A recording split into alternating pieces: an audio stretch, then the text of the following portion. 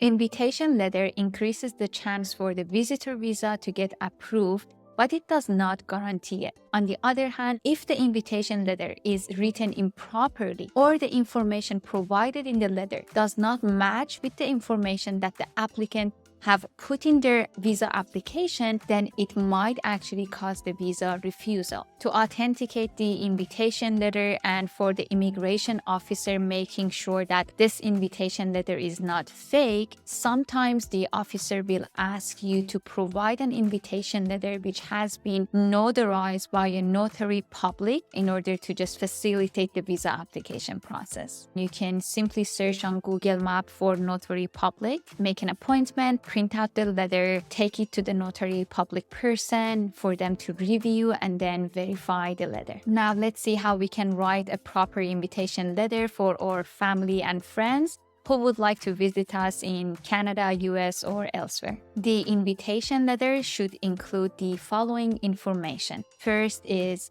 your and invitee's name and date of birth exactly the same way written in the passports. Next is to clarify your and the invitee's residential address and phone number.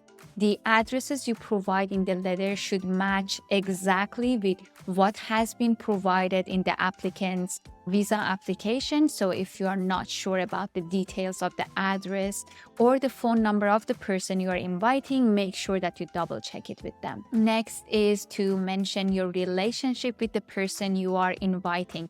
If you are inviting a family member or relative, try to provide proof for your relationship. For example, if you are providing this letter on behalf of your parents, have the official translation of your birth certificate, which indicates both your parents' name on your certificate. And if you are inviting your siblings, you can have the official translation of your siblings' birth certificate or any other ID which would show that you share at least one parent. Next is your status in the country.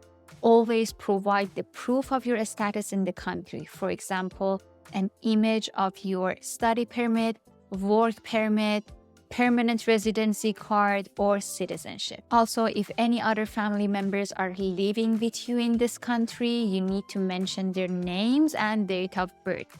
For example, let's say you are a permanent resident of Canada.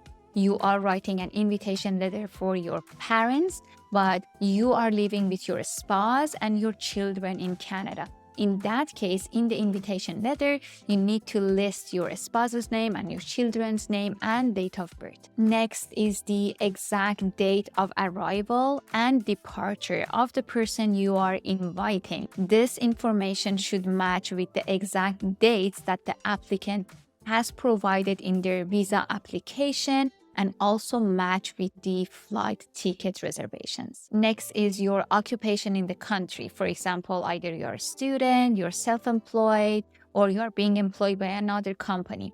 If you are employed, then you should provide a letter of employment that indicates your name, date of birth, your role at the company, and the date you started this position in this company. You should also clearly mention in the invitation letter that your guests would stay with you at your address during their visit in Canada. So make sure that you indicate your address correctly. Also, if you're capable to financially support your guests, you can mention it in your letter by providing a proof of how much you're making as a family in Canada. To demonstrate that you are capable to financially support your guests in Canada, you need to provide your bank statement or pay stubs.